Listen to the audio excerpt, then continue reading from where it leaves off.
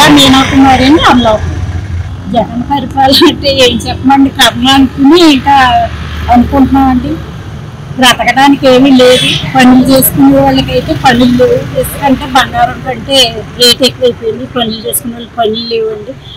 కొట్టు దగ్గరికి వెళ్తే ఉప్పు పప్పులు కొనుక్కోవాలంటే సామాన్యుడు కొనుక్కోలేకపోతున్నారు. చాలా భారం పడిందండి. ప్రస్తుతం పేదవాడి మీదే పడిందండి.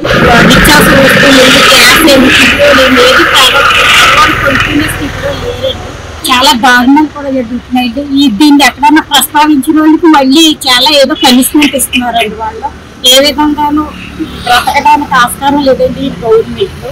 మగవాడు ఇల్లు కట్టుకోవాలంటే ఇసుక దగ్గర ఉండండి, ఐరన్ సిమెంట్ ప్రతి వస్తువు ఏది ఒక్కటి కొనుక్కోలేకపోతున్నారు. ప్రతిదీ డబల్ రేట్లు పెరిగిపోయినాయండి. అయితే దీని గురించి గవర్నమెంట్ కి ఎంతమంది చెప్పినా గవర్నమెంట్ స్పందించట్లేదండి. సైకో పాలన, సైకో అంటే ఏంటంటే ఒక పిచ్చోడు వెళ్తుంటే ఎవరన్నా రాదేసినా చెప్పినా వినకుండా ఎలా పోతారో ఈ జగన్ రెడ్డి అలాగే పోతున్నాడండి.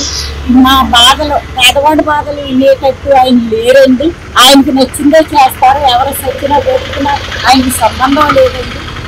ఎవరైనా వాళ్ళు పార్టీ వాళ్ళు ఈ పేదవాడికి ఇసుక గురించి అడిగినా, ఇంటి గురించి అడిగినా రెవెన్యూ చేస్తున్నారండి. అది ఒక పక్కనేమో కష్టాలు అన్ని రేట్లు పడిపోయి రెవెన్యూ ఏది ఏ మానవుడు కూడా భరించలేకపోతున్నారు. పేదవాడైనా ఉన్నవాళ్ళు ఏమేనండి చాలా కష్టంగా ఉంది సార్. నల్ల మీనాకుమారి అని అమలాపురం.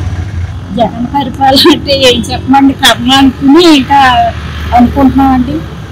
బ్రతకడానికి ఏమీ లేదు. పనులు చేసుకునే వాళ్ళకైతే పనులు లేవు. ఎందుకంటే బంగారం కంటే రేట్ ఎక్కువైపోయింది. పనులు చేసుకునే వాళ్ళకి పనులు లేవండి. కొట్టు దగ్గరికి వెళ్తే ఉప్పు పప్పులు కొనుక్కోవాలంటే సామాన్యుడు కొనుక్కోలేకపోతున్నారు. చాలా భారం పడిందండి. ప్రస్తుతం పేదవాడి మీదే పడిందండి. నిత్యావసర వస్తువులు గ్యాస్ ఏమి ఏది పేదవాడు కొనుక్కునే స్థితిలో లేరండి. చాలా దారుణాలు కూడా జరుగుతున్నాయండి. దీన్ని ఎక్కడన్నా ప్రస్తావించిన వాళ్ళకి మళ్ళీ చాలా ఏదో పనిష్మెంట్ ఇస్తున్నారండి. వాళ్ళు ఏ విధంగానూ బ్రతకడానికి ఆస్కారం లేదండి ఈ గవర్నమెంట్ లో. మగవాడు ఇల్లు కట్టుకోవాలంటే ఇసుక దగ్గర ఉండండి, ఐరన్ సిమెంట్ ప్రతి వస్తువు ఏది ఒక్కటి కొనుక్కోలేకపోతున్నారు. ప్రతిదీ డబల్ రేట్లు పెరిగిపోయినాయండి. అయితే దీని గురించి గవర్నమెంట్ కి ఎంతమంది చెప్పినా గవర్నమెంట్ స్పందించట్లేదండి. సైకో పాలన, సైకో అంటే ఏంటంటే ఒక పిచ్చోడు వెళ్తుంటే ఎవరన్నా రాదేసినా చెప్పినా వినకుండా ఎలా పోతారో ఈ జగన్ రెడ్డి అలాగే పోతున్నాడండి. మా బాధలు, పేదవాడి బాధలు వినేటట్టు ఆయన లేరండి.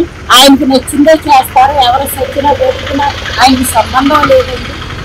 ఎవరైనా వాళ్ళు పార్టీ వాళ్ళు ఈ పేదవాడికి ఇసుక గురించి అడిగినా, ఇంటి గురించి అడిగినా రెవెన్యూ చేస్తున్నారండి. అది ఒక పక్కనేమో కష్టాలు అన్ని రేట్లు పడిపోయి రెవెన్యూ ఏది ఏ మానవుడు కూడా భరించలేకపోతున్నారు. పేదవాడైనా ఉన్నవాళ్ళు ఏమేనండి చాలా కష్టంగా ఉంది సార్.